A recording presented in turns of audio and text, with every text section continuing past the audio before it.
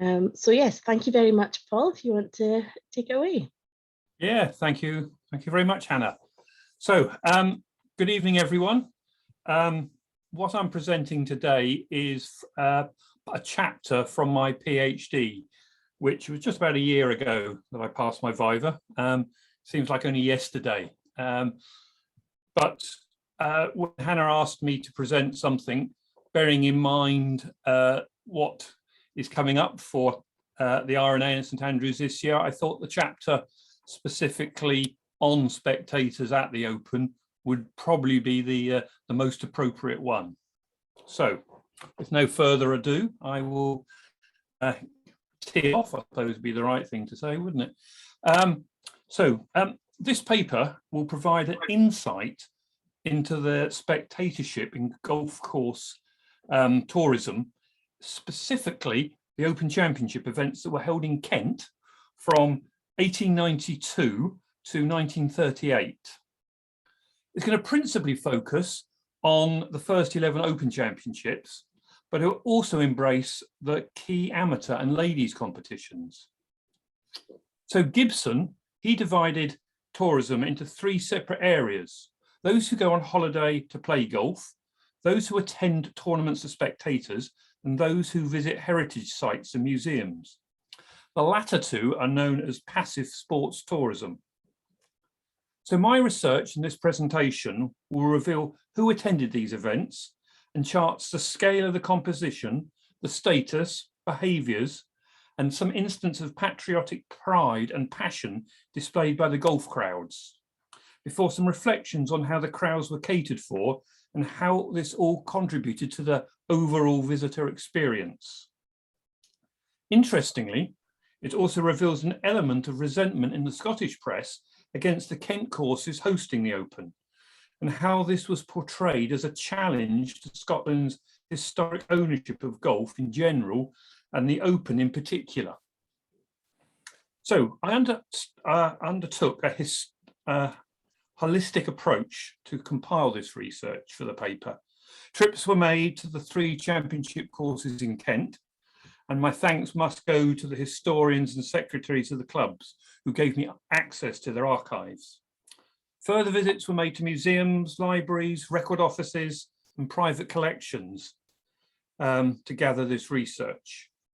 This was complemented by hours of online trawling through the British newspaper archive, and also reading the biographies of the victors to identify what their impressions were of the galleries.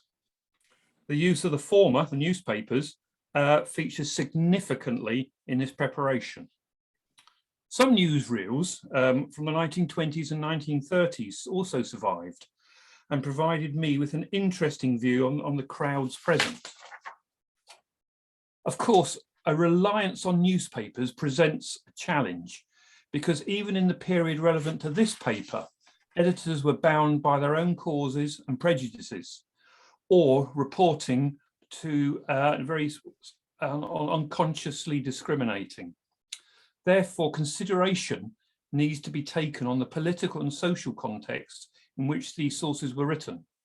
We must therefore treat with some of this material with caution, but they do provide an interesting account of events. Now, hopefully the slides go forward. Yes.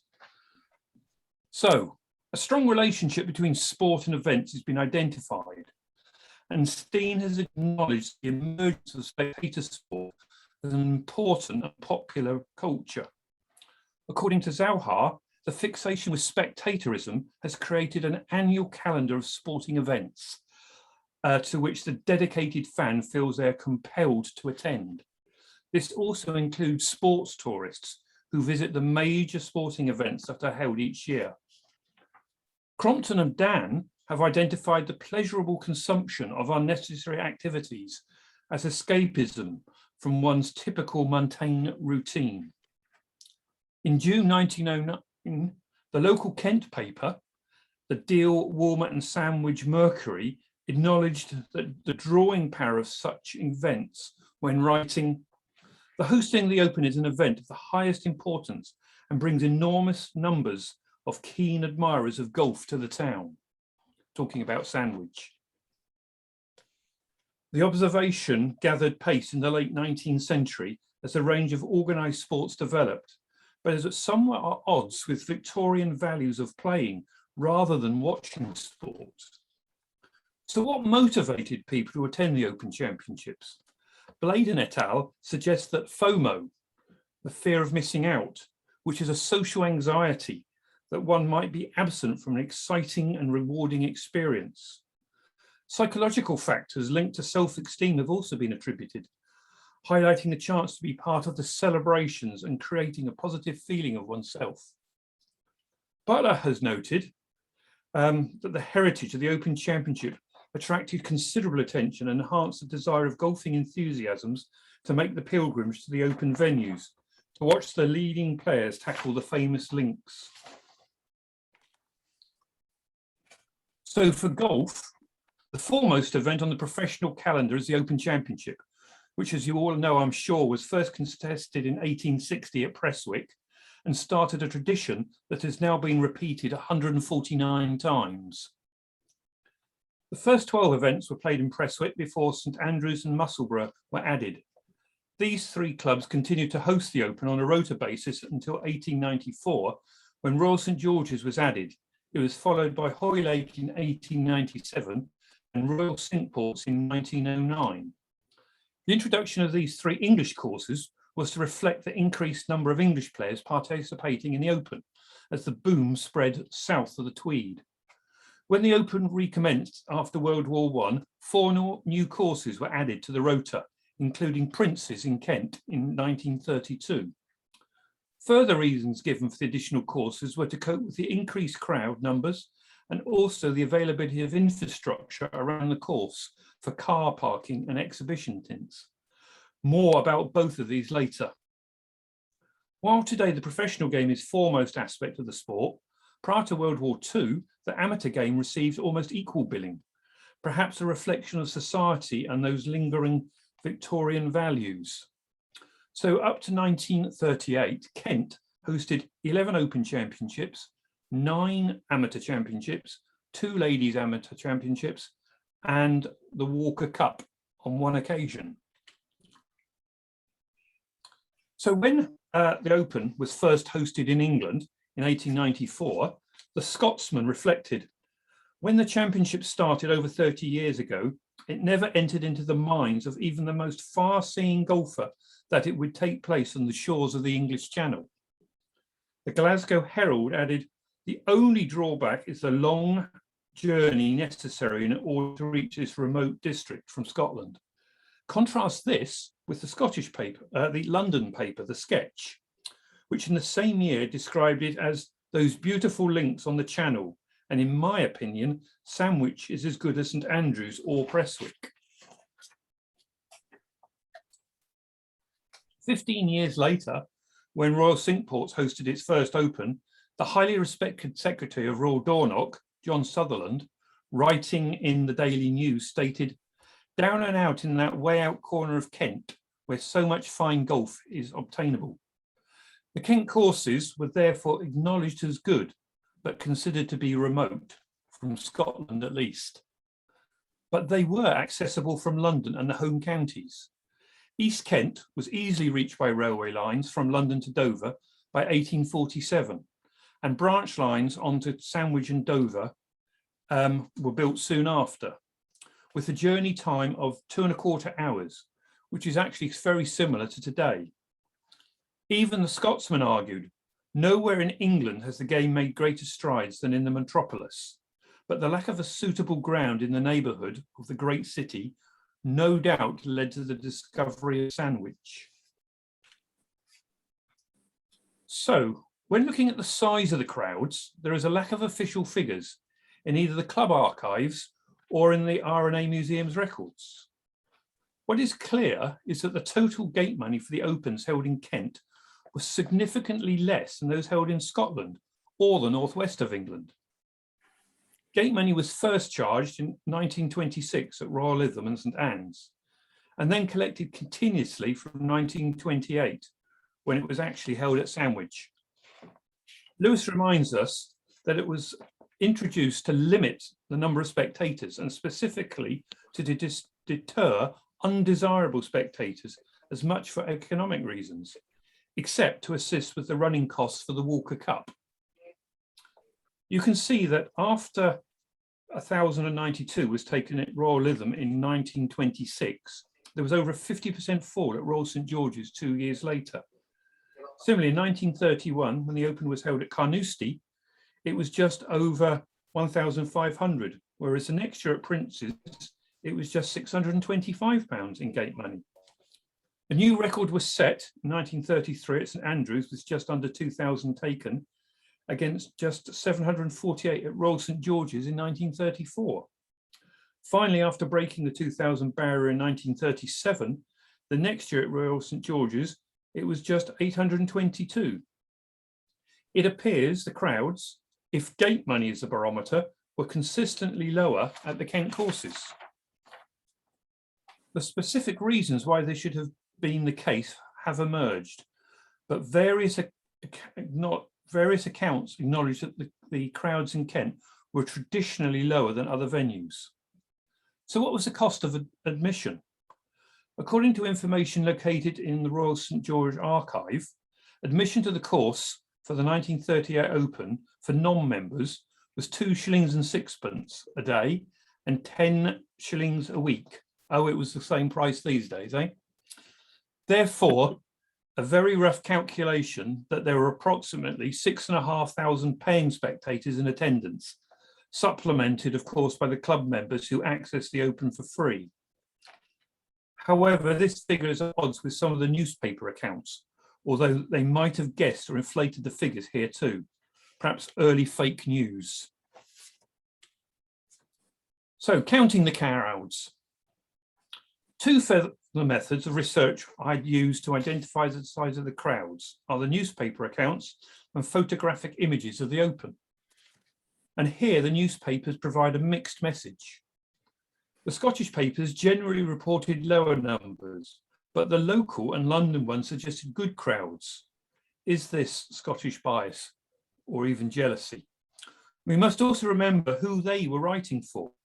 Either way, the newspapers have not proved to be too specific with just generic references to large crowds.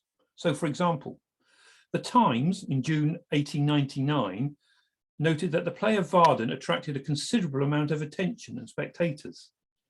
Whereas in contrast, when the Open returned to Sandwich in 1899, the South Wales Echo informed its readers, the Open Championship commenced this morning, but the early couples did not have a large gallery. Golf Illustrated in July 1911 recounted that a huge crowd was expected for the playoff between Massey and Varden. These accounts demonstrate that journalists were trying to illustrate to their readers an indication of the crowd's size in the absence of any official figures. The Northern Whig informed its readers a crowd of 4,000 followed the last stages of the 1914 Amateur Championships at Sandwich. This is the first attempt that I found that actually estimated or quantified the size of the crowd in figurative terms. Unsurprisingly, the British press comments were made on the influence of the weather on the gallery. The Sporting Life in 1894 noted, despite the weather, a large number of spectators followed the best-known players. More positively, the Nottingham Evening Post demonstrated the link between good weather and the impact it had on drawing crowds to watch. It was a glorious day, the best of the week. And when the first of the competitors drove off, spectators were pouring onto the links. There were, however, suggestions that the Opens held in Kent did not attract the same level of spectators as other venues, such as in Scotland or even the northwest of England. The Scotsman in 1894 lamented, there was not a great crowd of spectators at Sandwich to witness the play that there was at Hoylake. This was the amateur championship of the same year. Or the Dundee Courier offered, Sandwich cannot command a company of spectators of any magnitude. And throughout yesterday, the force of the gallery was never felt by any of the players. In 1899, Golf Illustrated noted, the crowd at Sandwich is never a large one. On another occasion, but praise was given by the Sunderland Daily Echo, but was still tempered. The company was a large one for Sandwich. The Aberdeen Journal's report on the 1900 Amateur Championship compared the lack of crowd unfavourably with the previous Scottish host of the event. The St Andrews or Prestwick crowd was absent at the start of the morning. Not more than 100 gathered near the starter's box, and never during the 2 rounds did 300 assemble. Can the reason for this prejudice in the Scottish press be likely explained when one recognises they were writing for their home market, who would have considered golf to be a wholly Scottish game? Their readership would have seen any competition and represented here by the size of the Kentish crowds as a threat and a challenge to Scotland's historic ownership of golf. This would have encouraged the Scottish press to write tactfully for their readership, out of fear of contradiction, as there was no other sources available to conflict with their accounts. In terms of the images, the top left one from 1928 shows a considerable number of spectators present around the 6th green at Royal St George's, and in numbers not too dissimilar to today's galleries for certain matches. On the top right, it shows a sizable crowd walking up the fairways at Prince's in 1932. Finally, we can see 2 images of the gallery from the 1930 Walker Cup, also played at Royal St George's. No grandstands, but good use of the natural vantage points shows the popularity of amateur golf. So what about gender equality? My next task was to attempt to see who was in the crowd. Here I observed its composition in terms of gender and status by observing the clothing worn to give me some clues. I was interested to see if this changed over the years, if the ratio of men to women altered when making comparisons with the Ladies' Open. The report on the 1892 Amateur Championship in the Illustrated Sporting and Dramatic News confirmed and celebrated the presence of women in the gallery at Sandwich. It was wonderful to see a large crowd of onlookers composed not only of men, but also ladies. The illustration of the 1894 Open Championship Sandwich in the Illustrated Sporting and Dramatic News noticeably shows a fair portion of women watching the golf. The second image is of the 1923 Ladies Amateur Open. It's harder to calculate, but it seems to suggest a higher portion of women were present. So, observing the crowds. Another calculation of ratio to men over the first 3 decades of the 20th century is taken from these 3 crowd images. So from the 1909 event, the 1920 to 1932 at the bottom, the ratio of men to women is pretty consistent, with 80% of the crowd made up of males. Part of the difficulty is the large number of men wearing long coats, making it difficult to distinguish them from ladies in their long skirts. Men's fashion in the 1920s was not known for its individualism. Men were supposed to wear a suit, and when it got cold, they wore overcoats that reached just below the knee. By the 1930s, as you can see in the lower picture, blazers and casual trousers were more often worn in the summer as informal wear and sportswear. A proper gentleman would not go outside without a hat, and there were several styles of hats that the men chose from in the 1920s. Homburgs, trilbies and boaters were the most popular, but wool caps might be worn for sporting and leisure events. The lower classes could even be seen wearing similar style newsboy caps, which does make any analysis even more difficult. For women's fashion, the winter coat was a vital part of every woman's wardrobe, which stopped just below the knee. Hats were absolutely key part of the 1920s fashion too, and the most common were the close-fitting hat called the cloche, which is French for belle.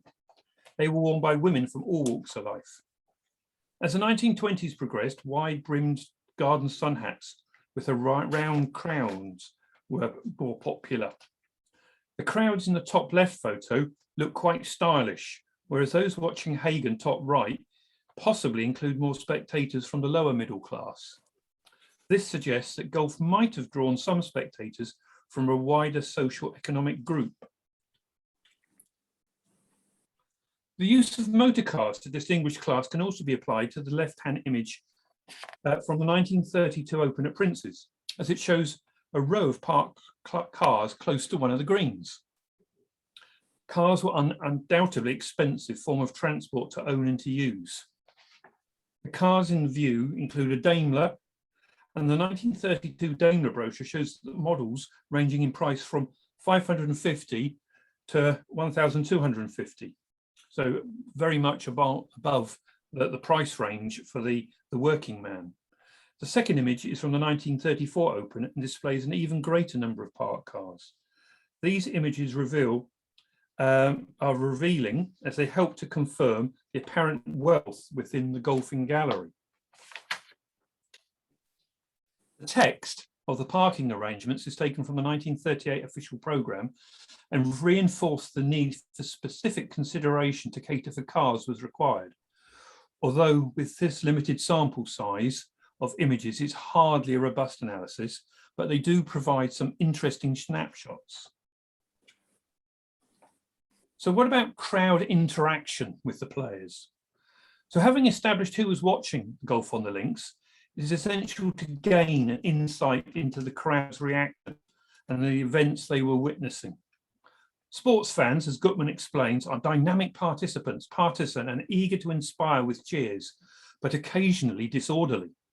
Indeed, spectators enjoy a vicarious experience at sporting events by effectively interacting with the players as the drama unfolds and the game heads to its climax.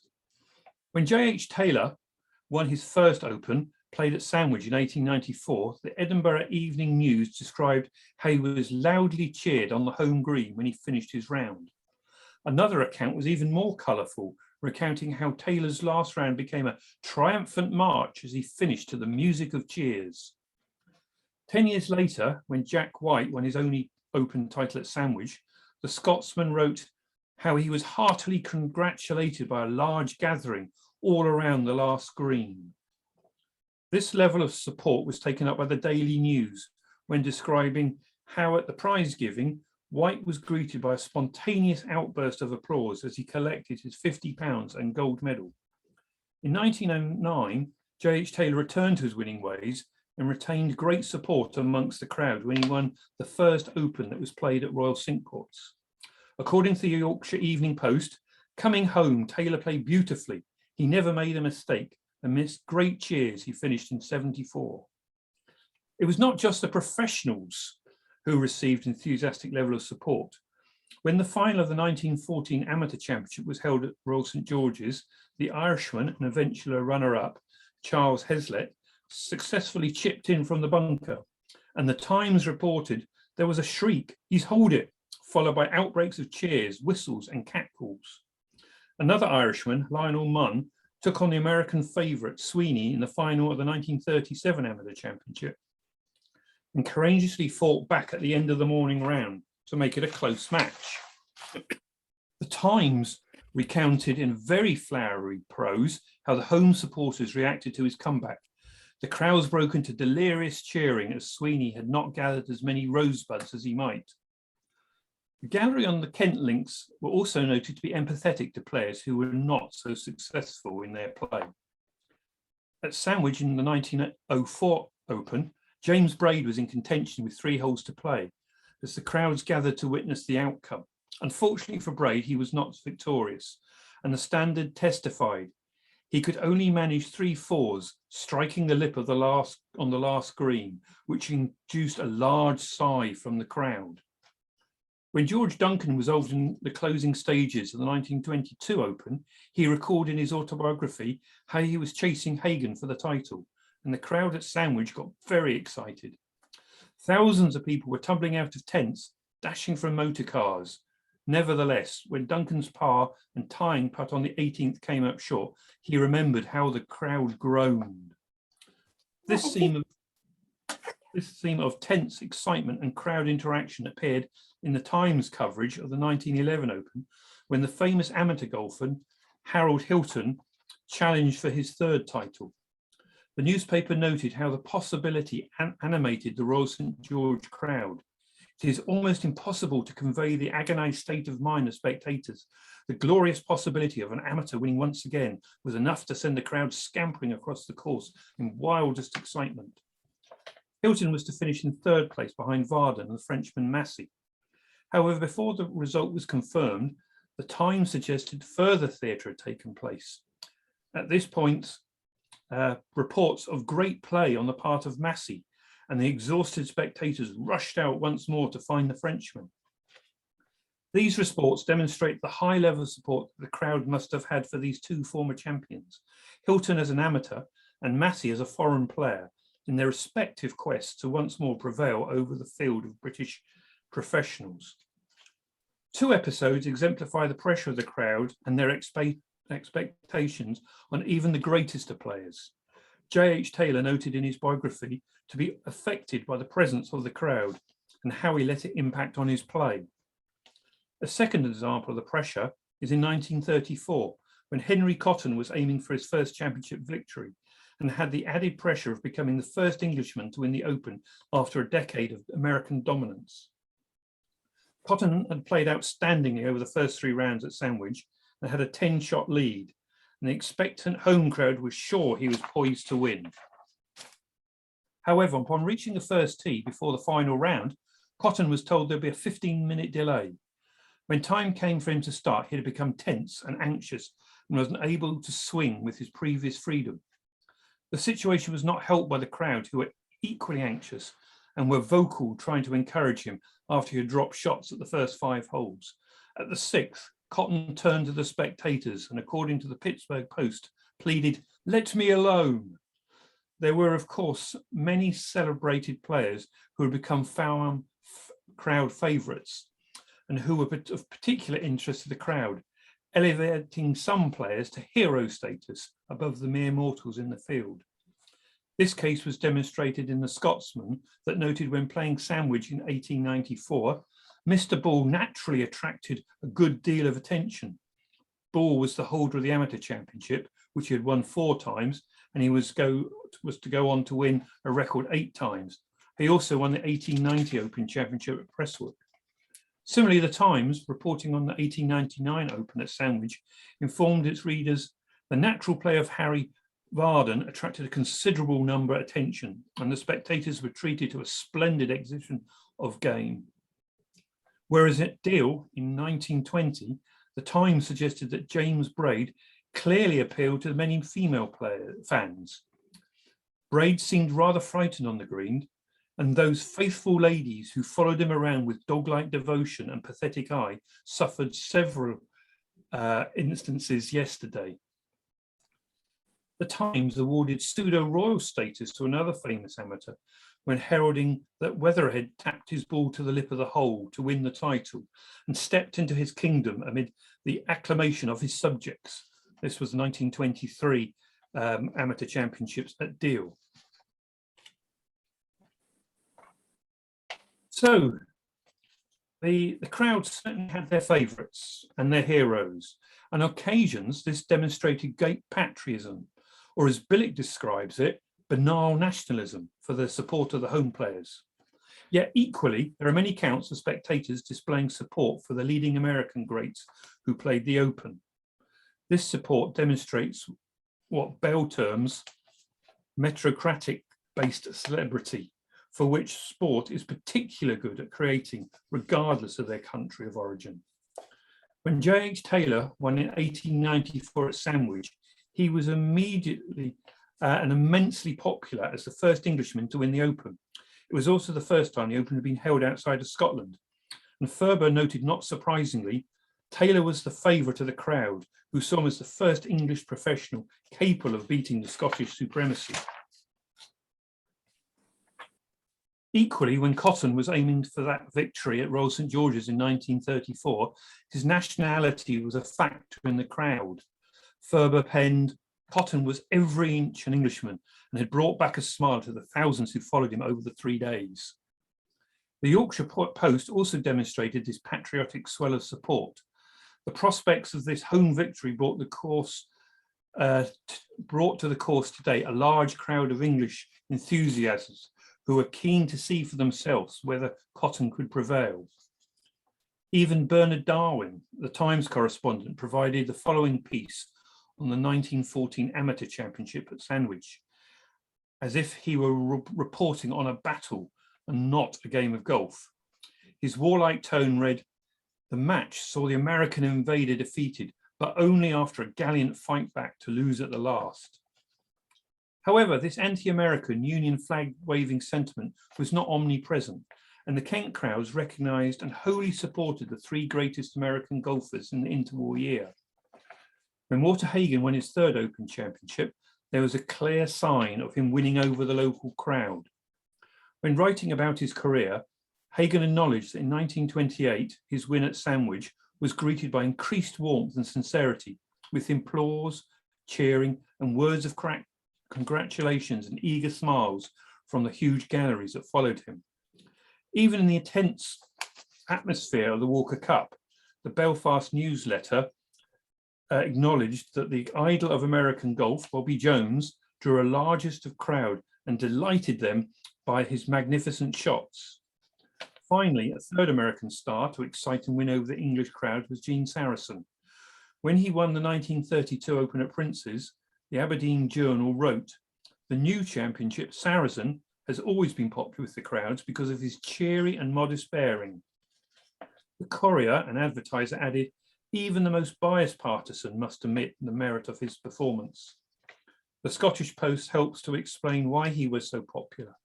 Sarason's genial and sporting attitude have always endeared him to the British crowd. So what about the behaviour of the crowd? The relationship between spectators and society is referred to as fandom, and Wanatal conclude that it can be defined as a culture or subculture. When individuals who attend and watch sport contests through their actions become part of that event. By becoming absorbed by the contest, they can impact on or influence the event through their interactions, including their mere presence, more critically, by cheering or barracking the players. More recently, Getz has christened these kind of spectators as sport junkies, cricket's Barmy Army, a contemporary example. However, the Liberal support for all players, and in particular those who displayed captivating characteristics, were further recognised in a series of newspaper reports. They also recognised that the Kent crowds were extremely knowledgeable and often better behaved than those who frequented some of the other open venues. For example, the contrast between the 1894 Open Championship at Sandwich and the 1894 Amateur Championship that was played on the links of Hoylake, now Royal Liverpool, is revealing. The Scotsman observed there was not a great crowd of spectators to witness at St George's as there was at Hoylake. The advantage was that many of them were golfers, or at least had some idea of the game, which could not be said of those who gathered to witness the Amateur Championship at Hoylake. It appears that the crowd at Hoylake had been very unmanageable. This is confirmed by the Manchester Courier. The final was witnessed by a crowd who, to tell the truth, slightly interfered with play. A long rope to keep the crowd back was carried forward by a semicircle of sailors. And secondly, the Illustrated Sporting and Dramatic News added, the excitement was piling up with a vengeance, and the huge crowd was at a point somewhat difficult to manage. Even after the Open had been held at Kent on several further occasions, the behaviour and knowledge of the crowd remained positive and praiseworthy. This was recognised in 1911 by Golf Illustrated. Where they came from, I do not know, but here at Sandwich, there is no need for a force of policemen. The merits of the crowd were further explained and emphasised. A huge crowd was expected for the playoff, but instead a good and extremely orderly and intelligent crowd were present.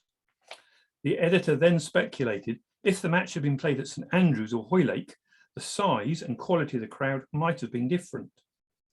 These newspaper accounts show that for over 40 years, there was consistently good stories written about Kent's crowd's high standard of etiquette. This strongly suggests that the conduct of the Kent golf fan was superior to their counterpart in the Northwest or in Scotland. A further indication for this observation is that these views were reflected in the accounts written by the Northern and Scottish journalists, so they must echo some truth. When reviewing who attended the Open, there is also recognition of royal patronage as a frequent occurrence at the Opens held in Kent. The first account of royal presence at the Open was in 1899 at Sandwich, when it was recorded that the Prince of Wales, later Edward VII, and the Duke of York, later George V, were present after the first round. However, it was a later Prince of Wales, briefly Edward VIII, who was the most frequent and committed golfer and spectator among the British royal family. The Prince of Wales attended the 1828 Open at Royal St George's and followed the round of Hagen before going back out on the course to watch events unfold. Indeed, Sarason, who was to finish runner-up to Hagen, wrote, "I noticed a large limousine driving along with the Prince of Wales and Hagen sitting in the back." The Prince of Wales then presented the claret jug to Hagen, as shown in the cover of Golf Illustrated. The Prince was also present in 1930 to support the British team at the Walker Cup. The Scotsman demonstrated his evident keenness to attend the match by noting the Prince of Wales flew to Sandwich today to follow the play of the Walker Cup. The presence of royalty appears to have influenced 1932 Glasgow Herald to estimate a crowd figure to convey the sense of occasion. Among the crowd of 5,000 was His Royal Highness the Prince of Wales. The enthusiastic involvement of the Prince of Wales and the accounts of his support in the press further demonstrate the high position and social acceptance that spectating golf was held in during the interwar period. So let's look at some catering for the crowd. So we've got three further examples to add to the narrative about spectators' experience to help illustrate the costs associated with attending golf and the broader services on offer to the crowds. The official programme revealed that the cost of food and parking arrangements in 1938. Luncheon was provided in a member's tent for the members and their guests. Tickets for luncheon were 3 shillings and 6pence per person, and a tea at 1 shilling and 6pence. Secondly, as we saw earlier, for those members who travelled by car, they would receive preferential treatment. Their motor cars were parked for free on the production of their member's badge in the field known as the running green. Whereas the parking arrangement for non-members saw cars diverted to the farm entrance on the left of Sandown Road, some 600 yards before reaching the club. Unfortunately, no records of the cost associated with non-member car parking is recorded, but there was no suggestion that it was free. Thirdly, the opportunity to sell golf-related equipment to the captive niche market was realised with the first exhibition tent, the forerunner of what we now call the tented village, being erected at the 1909 Open in Deal. In July 1911, Golf Illustrated stated there were now 2 sides of the Open, the playing and the business. Thousands of pounds were spent annually. The Open was an important time to launch 101 things: clubs, balls and clothing. Marketing tactics were certainly evident, with salespeople dressed in military uniforms on hand promoting the new Colonel golf ball. Clothing was included, with Burberry's well-known golfing suits and coats being much admired, and Jaegers had a stall with their Shetland wool vests, much sought after. It was not always a total success, for in 1938 a massive storm blew across the Kent coast on the night before the final 2 rounds. This destroyed the exhibition tent and scattered the merchandising across the fairways. The loss of income would have stung the vendors, who together, as the Golf and Allied Traders exhibitors, had paid £200 to erect their marquee. The provision of these exhibition tents represented the limited extent of commercialism at the pre-war Opens and contrasts with the mass sponsorship that is now associated with modern day Open Championships. So, one more slide, here we go. To conclude, in summary, the crowd clearly supported the championships in healthy numbers, establishing a culture of passive golf tourism when travelling to the Kent courses to watch the Opens and major golf events held up until World War II. However, it's been difficult to precisely judge the crowd sizes, as they were regularly reported, particularly in the Scottish press, to be lower than at the Opens that were held in Scotland or Lancashire. Yet they were able to create an atmosphere and contributed to the visitor experience, including examples of conspicuous consumption, with the Opens also enjoying regular royal patronage. The Opens held in Kent, as evidenced by the surviving images of the clothing worn, the transport used and the cost of the food, was very much an elite sport, mainly, but not exclusively, viewed by gentlemen. One interesting finding was how it was frequently recognised that the Kent crowd were extremely knowledgeable and well behaved, displaying the attributes of fair play and outstanding etiquette towards all players at any level and not witnessed in all the other championship venues. An important contribution to the visitor experience commenced in the 1999 Open at Royal Cinque Ports, and this was the growing leisure shopping experience with the presence of the exhibition tent. This paper has demonstrated that the galleries were undoubtedly very engaged in their support of the players who took part. The Kent crowds not only witnessed some historic golfing moments, but cheered for, suffered with the players, be they male, female, professional, amateur, British or American, who made these events happen. Thank you. I'm done. Wonderful. Thank you, Paul. That's great. I really enjoyed that. Would you like to stop sharing and then we'll see everybody? That's fascinating. There was a lot of themes there that I thought they were excellent. The whole idea of spectatorism and the sort of motivations for attending an Open. And I wondered if you think there's been much change in that, and that whether today, I think probably, would you consider that there's the same motivations for people attending an Open Championship or Walker Cup or Women's Open today? Do you think that same fear of missing out is still part of it and driving it? Yeah, I think you want to be there. You know, probably exaggerated because the press is even more omnipresent with television, and so the excitement, the hype, shall we say, that's built up around all major sporting events and the golfing events heighten that excitement and wanting to be there and to watch. So yeah, I don't think it's gone away. In fact, I think it's even more the case. I mean, most years there's record crowds announced. So yeah, definitely, I think that's the case. But I just thought it was interesting that it was sort of recognised historically. Definitely, and I think now our marketing department use that this ideas to their advantage, and especially coming up with the 150th, it's going to be exciting. That it's like, you have to be there. I think that's even the tagline that they use.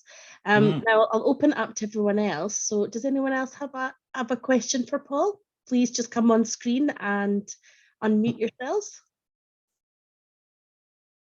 If anyone wants to raise a hand or just ask away. We're all stunned at the moment. Yeah, there's a lot of information to take on. I found that description of James Braid fascinating, that the ladies loved him. Yeah, yes. Ian, you must have enjoyed that as well. Coming in. Oh no. Yeah. It wasn't very flattering of the ladies, their dog-like devotion. Yes. I'm sure that would be frowned upon in today's press, but for the period, it was to be expected, perhaps. Ian, looks like you're about to ask me something.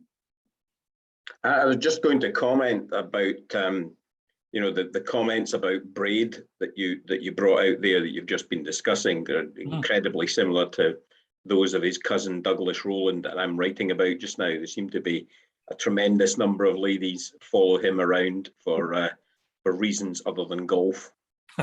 Yes. Yeah. So that's something that's carried forward to today's players on various various levels, and probably for women's golf as well.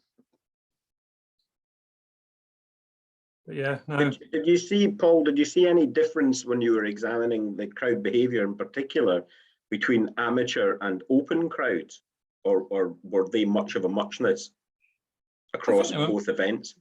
Well, for certainly in Kent, it seemed very much of a muchness. You know, there was a great support, and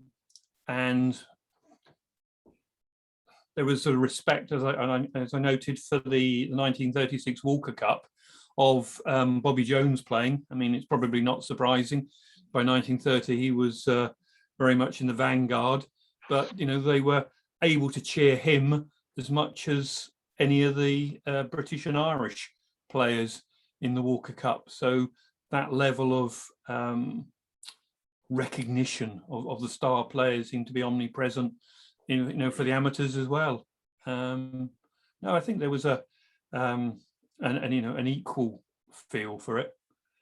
What was interesting was how, you know, and totally unexpected, because I didn't go into this with any preconceived thoughts, of the repeated appreciation of the Kent crowds. Maybe because they were smaller, you know, a smaller mass did make it more manageable. But no, you know, I didn't expect that. I wasn't looking for that. It was one of these nice things that you find when you're researching. Thank you. You're welcome. Eve, did you have a question? Well, I was just going to comment on the photographs that I've seen of the first ladies Scottish amateur, which was held at St Andrews, and it always occurred to me how many men there were in the crowd. I was quite surprised that there were comparatively few ladies and a lot of men, and I was wondering if that was maybe the opposite of what you were saying about James Reid. Potentially, yes, yeah.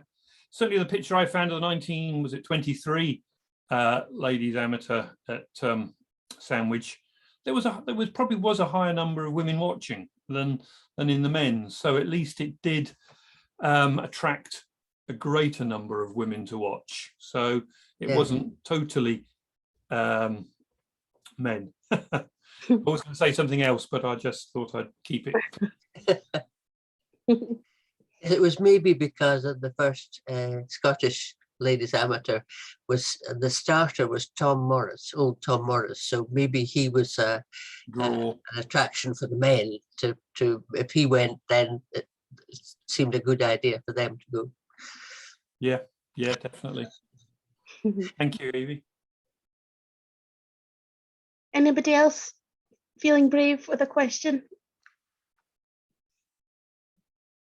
Well, just we'll round up there then and say thank you very much again, Paul, for all your efforts.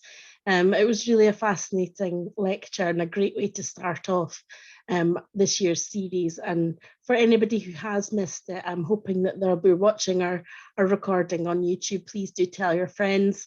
Our next lecture will be on the 7th of April, and again it's a Zoom lecture, and it'll be Rand and Peter Lewis, Rand Jerris and Peter Lewis, talking about their research that they've just published into a book, and we're looking forward to that. And then two of my other speakers, Eve and Ian, are on the call as well, and so please do look at our social media and on the Eventbrite pages for those details. Let's just give a little virtual round of applause to Paul. Thank you, guys. And thank you, everybody, and I hope you have a lovely evening, and we'll see you again either in person in St Andrews or on Zoom. Thank you, everybody. Thank you very much. Thank you. Bye. Bye. Thank you very much, and regards from Austria. Lovely. Thanks for joining us. Thank you, from sir. the US. Thank you so much. Very interesting. In the US. Good. Thank you, Keaton. Yes, sir. Thank you.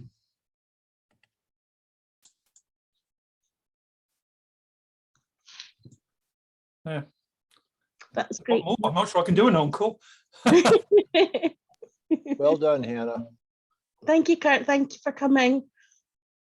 It's lovely to have you all. You keep zooming, I'll keep coming. Good. Is this a good time for you? Because it's our general time for lectures in the museum. but it's 7 o'clock GMT Well, for you. since the pandemic seems to have ended my career, I have all kinds of time on my hands. So it's a little before 3 o'clock here. So, but it works for me. Excellent. Very good. Where in the States are you? Near Chicago. Okay. Okay. But I'm really a Seattleite. Go Seahawks. Okay. Okay. I'm more of a baseball fan if I'm going to go to American sport. Yeah, my license plate on my car, I pay extra for this every year. It says WA